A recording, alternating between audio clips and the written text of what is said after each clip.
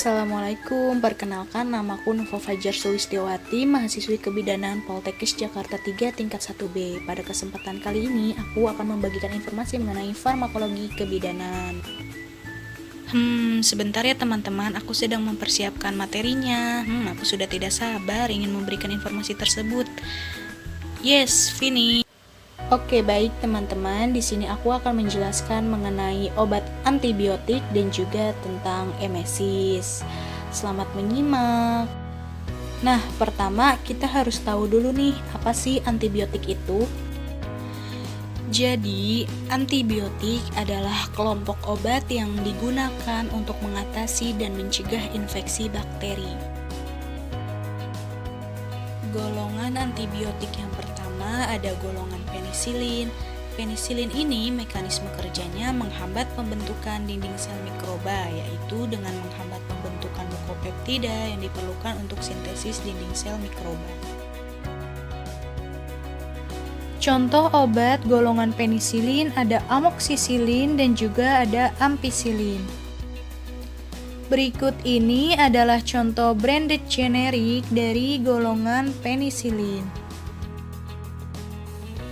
Antibiotik golongan penisilin biasanya digunakan untuk infeksi bakteri Streptococcus dan Staphylococcus atau pneumonia dan infeksi lainnya.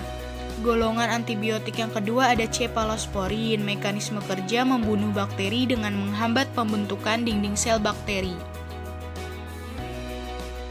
Contoh antibiotik golongan cefalosporin ada cefadroxil, cefaclor, cefixim, ceftriaxone, dan cefepime. Berikut adalah contoh branded generik dari obat antibiotik golongan cefalosporin. Antibiotik cefalosporin biasanya digunakan sebagai profilaksis dalam seksio sesarea dan dalam pengobatan abortus septik, pleurorefritis, dan amniotis. Golongan antibiotik yang ketiga ada makrolida. Mekanisme kerjanya memiliki efek bakteriostatik, yaitu mencegah pertumbuhan bakteri dan memungkinkan tubuh mengambil alih dan menghilangkan bakteri. Contoh obat antibiotik golongan makrolida ada erythromycin, azithromycin, clarithromycin, dan clindamycin. Berikut ini adalah contoh antibiotik branded generik golongan makrolida.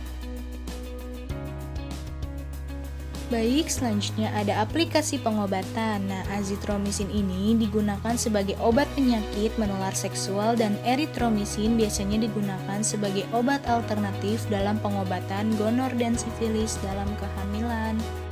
Golongan obat antibiotik yang keempat ada golongan chloramphenicol. Mekanisme kerjanya bekerja dengan menghambat sintesis protein kuman. Nah, obat ini terikat pada ribosom subunit 50S dan menghambat enzim peptidil transferase. Contoh obat golongan chloramphenicol yaitu ada Blothicol dan Colmi. Ini adalah contoh branded generik dari golongan chloramphenicol. Aplikasi pengobatan golongan chloramphenicol biasanya digunakan untuk demam tifoid, meningitis, dan infeksi anaerob seperti abses otak.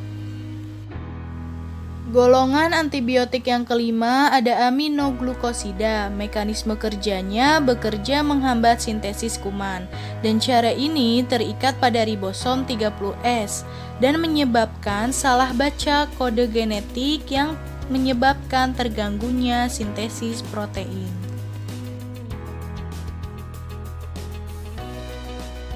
Contoh obat golongan aminoglukosida yaitu ada streptomycin dan kanamycin, lalu ada gentamicin, ada tabramycin, dan ada neomycin. Ini adalah contoh branded generik dari golongan aminoglukosida. Oke teman-teman, sekarang kita masuk ke materi yang kedua. Materi kedua yang akan kita bahas adalah mengenai emesis. Berikut adalah penyebab emesis, yaitu peningkatan hormon kronik gonadotropin, peningkatan hormon progesteron, kekurangan vitamin B6, dan meningkatnya sensitivitas pada bau. Emesis itu sendiri merupakan kata lain daripada terjadinya mual dan muntah. Berikut ini adalah mekanisme kerja terjadinya mual dan muntah.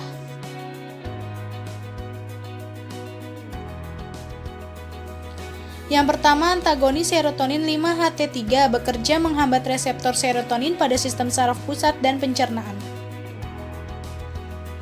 Berikut ini adalah contoh obat generik dan juga branded generik dari golongan antagonis reseptor 5-HT3. Aplikasi penggunaan obat. Obat ini biasanya untuk mual muntah yang diinduksi kemoterapi dan juga mual muntah post-operasi dan post-radiasi. Golongan obat emesis yang kedua ada golongan kortikosteroid.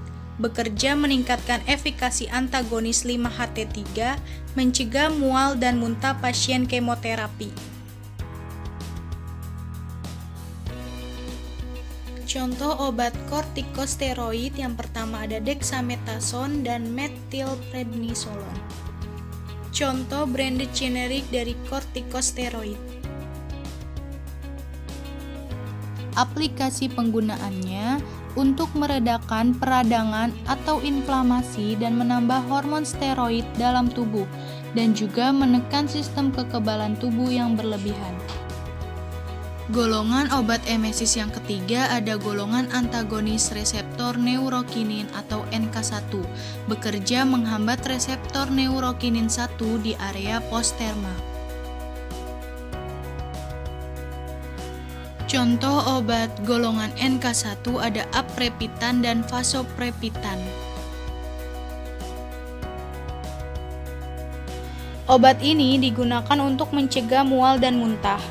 Golongan obat emesis yang keempat ada benzodiazepin, bekerja dengan cara meningkatkan aktivitas GABA. GABA merupakan neurotransmitter yang berfungsi untuk mengurangi keaktifan dari sel saraf yang ada di otak, sehingga menimbulkan efek lebih tenang. Contoh obat benzodiazepam yaitu ada lorazepam dan diazepam. Berikut ini adalah contoh branded generik dari golongan benzodiazepin. Aplikasi pengobatannya biasanya digunakan sebelum kemoterapi untuk mencegah muntah yang disebabkan oleh ansietas.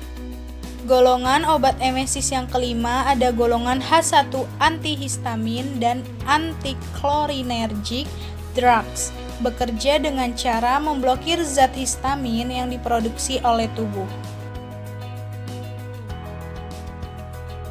Contoh obatnya ada diphenhidramin, dimenhydrinate, dan meclizine.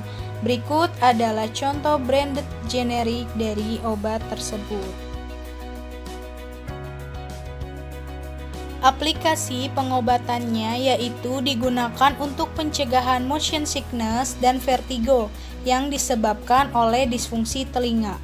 Baiklah, telah selesai pemaparan materi dari saya. Kurang lebihnya mohon dimaafkan. Terima kasih. Wassalamualaikum warahmatullahi wabarakatuh. See you.